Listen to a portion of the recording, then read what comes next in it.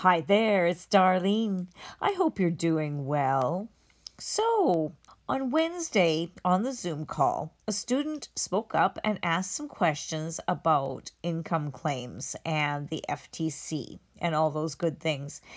And she even made reference to Legendary Marketer and everything. It was so interesting. So, I'm going to be showing you that today. What I found interesting is how Philip answered her questions. It just makes me really, really wonder. Now, I know he's been watching Onyx Singles stuff, and I've shown you this channel before, and I've shown you a bunch of clips of his. And I know Philip's seen them, and he even references Onyx Single when he's talking to this lady on the Zoom call. Yet, what he's coming up with as being, oh, you can do this, but you can't do that, is very different than what we've seen Onyx say. So what I'm going to do is show you this Zoom call, and then interspersed is going to be very little clips, just little tiny short 1-minute clips of what Onyx and of course the lawyer that works with him, Greg Christensen, says about each of the little topics that they cover. It's kind of interesting to note too that, well, you know the story about Legendary Marketer. I mean, when they got highlighted in the Today's show, then Dave Sharp took some pretty drastic and immediate actions. First of all, he kind of shut everything down. Like, I mean, in that he wasn't allowing any new affiliates at all. He just kind of suspended operations there for a bit. And that's, he went through everything on his website apparently and pulled a bunch of stuff and cleaned it up a lot. And one thing he did was punt a lot of the affiliates, and he made the affiliates all take this compliance course, which some modules that he did up. And he did a really good job on it, apparently. And what he did was he worked with Greg Christensen, who works with Onyx Single. And the two of them made the video. And it comes up, if you watch the chats on this Zoom call, you'll see that people actually mention that video and how good it was. And even the students are commenting on how it's supposed to be and how they heard it from Greg Christensen over at Legendary. Because, see, a lot of these people are from Legendary, and are still affiliates for Legendary. So they've still got the learning that's happening over there as well. So they can kind of compare notes. So, yeah, well, I'll let you be the judge. So you, check this out. Got a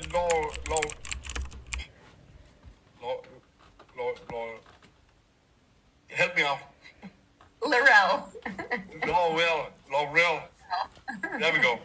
Hi, How Philip. can I help you? How can I help you? I've got two questions. The first one is about income claims.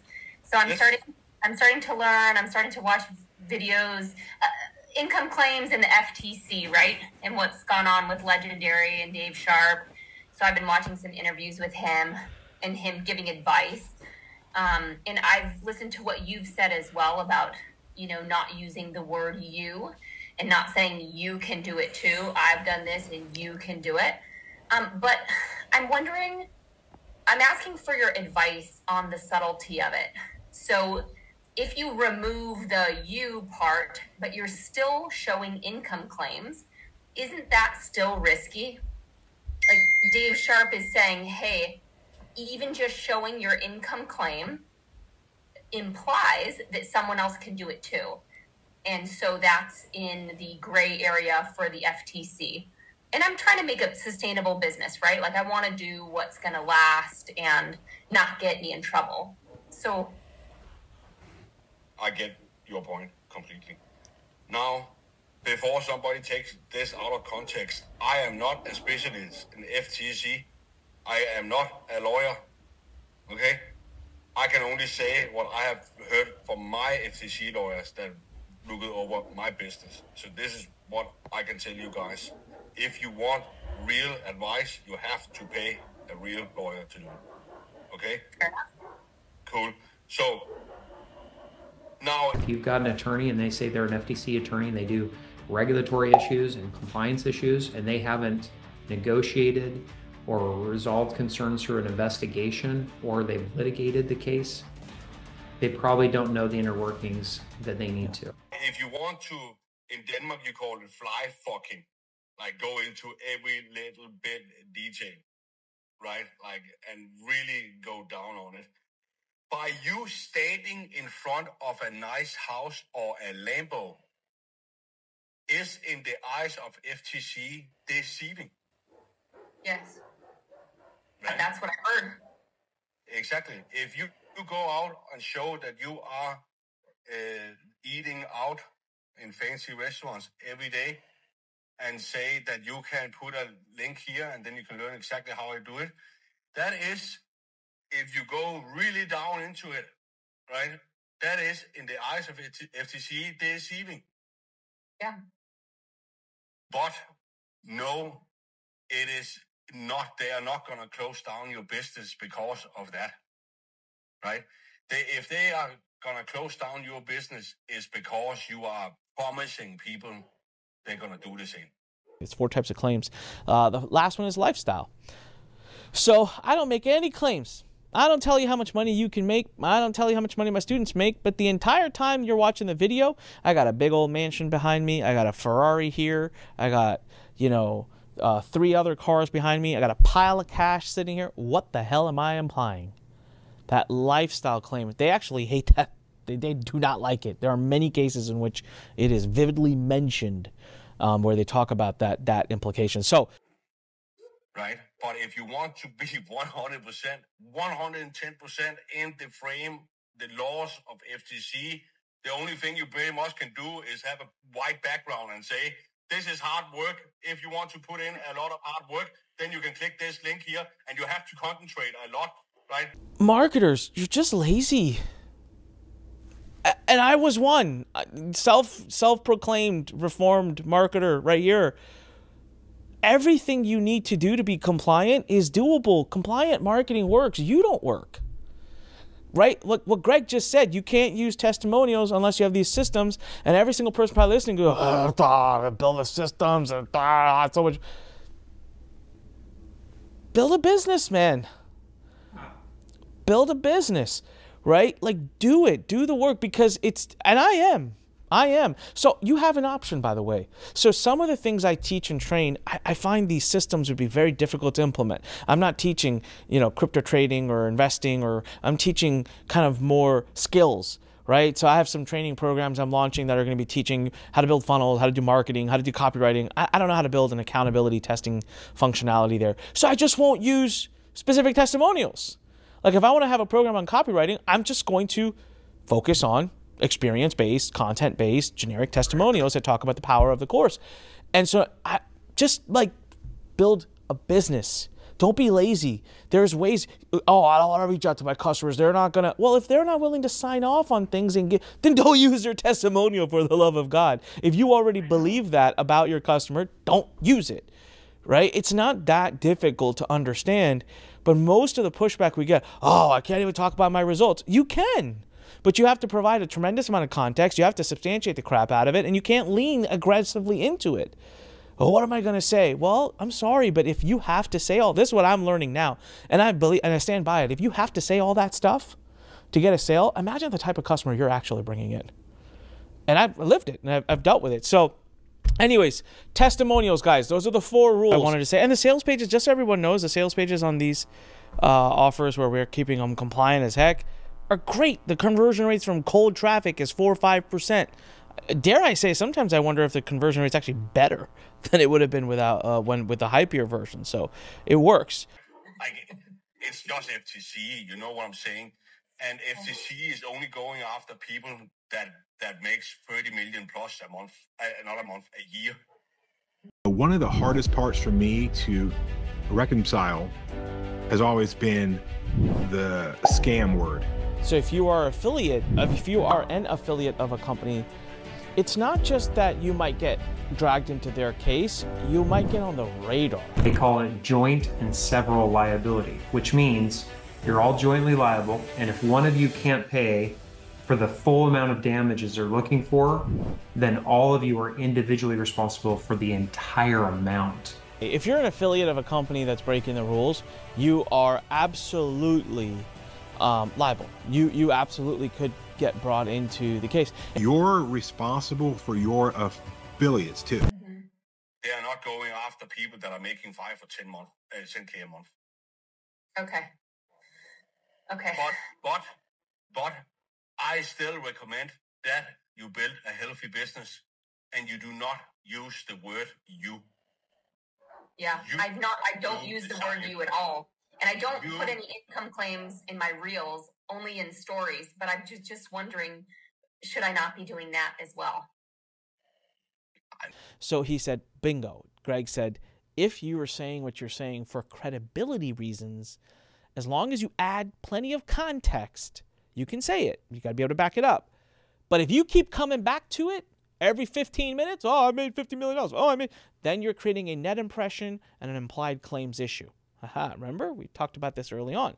But if you're using it purely for credibility, this is how I did it. I'm saying how much I made when I wake up. Okay. It's fine. Just don't promise them that you can do the same. Okay. You can't promise or guarantee anything. Yeah. That's as long as you don't do that, right? Then you're fine. Okay. Another thing you should pay attention to that I didn't know until I got advice from the lawyers. You cannot say how long it's going to take you to do it. What I mean by that, 57 minutes a day, 1 to 2 hours a day. That's also a big no-go in the eyes of FTC. The amount of money you can make and in what time frame. So would you not say those two things is a big no-go in the eyes of FTC.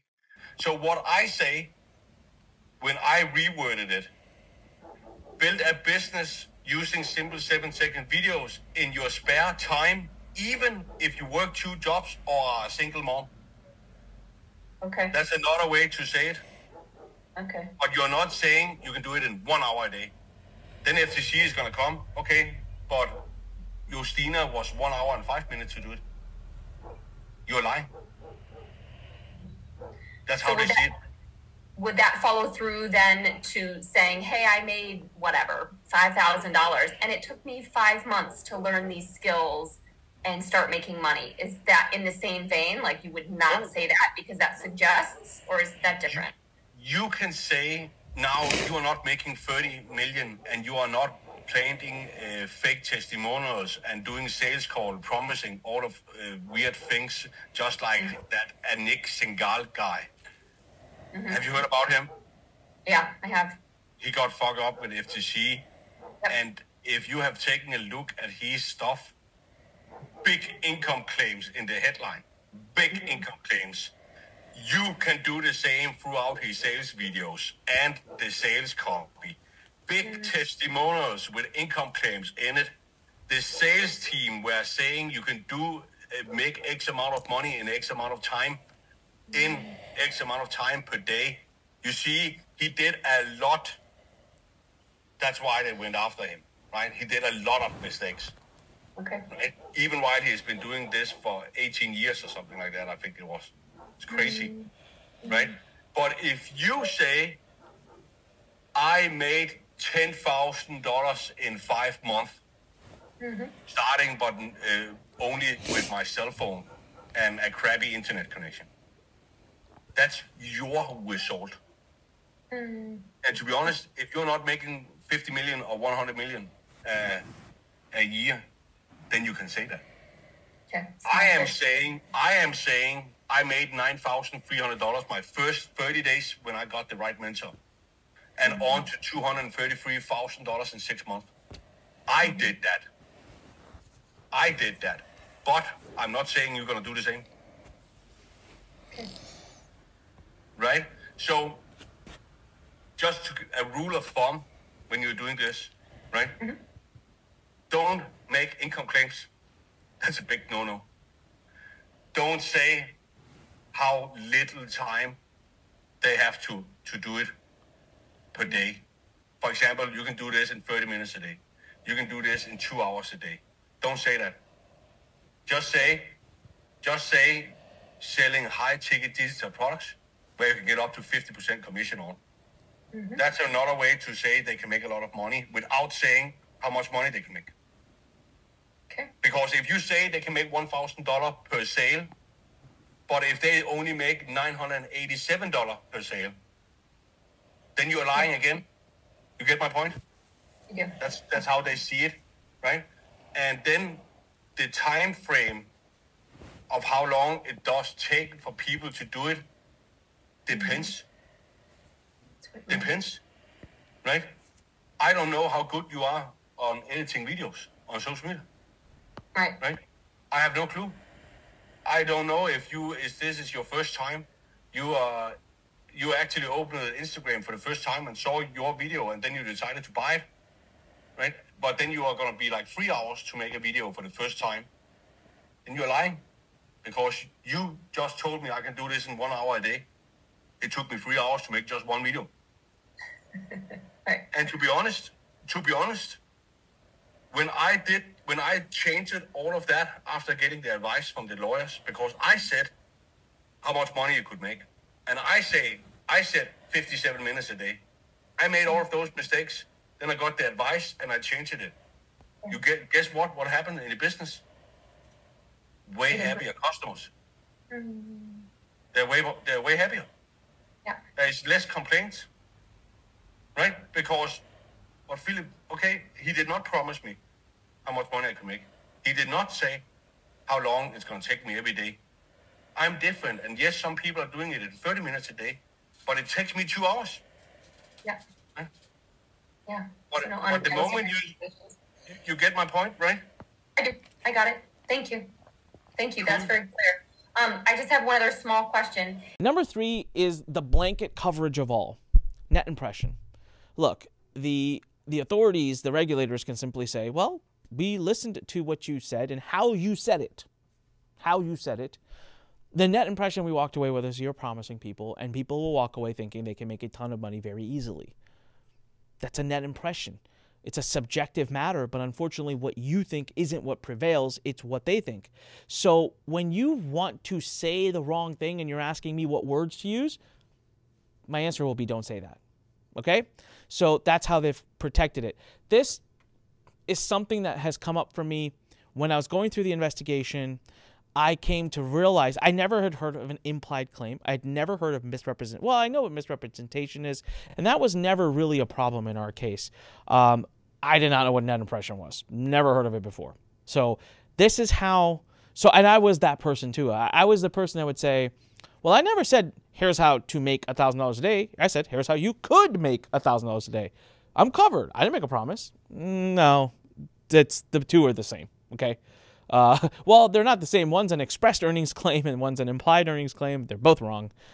So you can't say it. There's no right words to say it. All right, let's move on. You know, at least Dave Sharp, I've got to take my hat off to him for this one thing, even though I don't really respect the program or anything. But, you know, at least when he finally had his face shoved in it, he did make some changes.